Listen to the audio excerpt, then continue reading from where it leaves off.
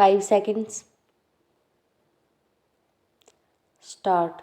उपाध्यक्ष महोदय, केंद्र सरकार ने पहली बार यह साहस भरा कदम उठाने का निश्चय किया है कि रेलवे लाइन को उखाड़ने या तोड़फोड़ करने वालों को मृत्युदंड दिया जाए।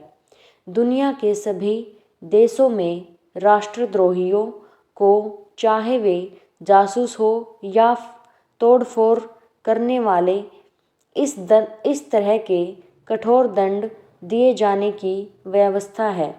सरकार ने इस आशा से कि लोगों में सार्वजनिक संपत्ति की रक्षा करने के लिए भावना जागेगी, इस तरह की कानूनी व्यवस्था से बचने की कोशिश की। इसका एक कारण यह भी रहा है कि मृत्युदंड समाप्त करने के पक्ष में जैसी जन भावना है, केंद्र सरकार ने उसका भी आदर करना उचित समझा। यही वजह थी कि 7 साल पूर्व जब भारतीय रेलवे कानून में संशोधन किया गया, तब 3 से 7 साल तक की कठोर कैद की ही व्यवस्था की गई।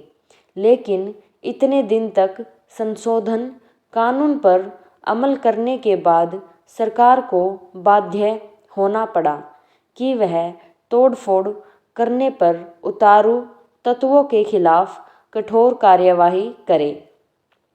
सीमाओं की रक्षा करने वाले जवानों को ले जाने वाली ट्रेनों ने भी तोड़फोड़ की घटनाएं होने के बाद तो सरकार के लिए और भी आवश्यक हो गया है कि वह इस दिशा में शीघ्र कोई कदम उठाए।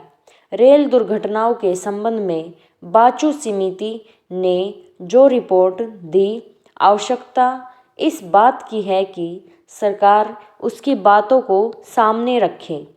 रिपोर्ट में कहा गया है कि पुलिस और स्वराष्ट्र मंत्रालय रेलवे दुर्घटनाओं को रोकने के लिए अपना दायित्व निभाने से कतराते हैं। रेलवे जांच के बाद जिन दुर्घटनाओं के लिए तोड़फोड़ करने वालों को जिम्मेदार ठहराया जाता है, पुलिस अपनी असहमति प्रकट करती है और जहां यह मानती भी है कि दुर्घटना तोड़फोड़ के कारण हुई, वहां ऐसे लोगों को गिरफ्तार करने में ढिलाई बरतती है। बाचू समिति ने कहा है कि पुलिस ने 27 तोड़फोड़ की घटनाओं में से सिर्फ 13 को ही स्वीकार किया और इनमें से भी 7 घटनाओं में वह मुलजिमों का पता लगाने में असफल रही।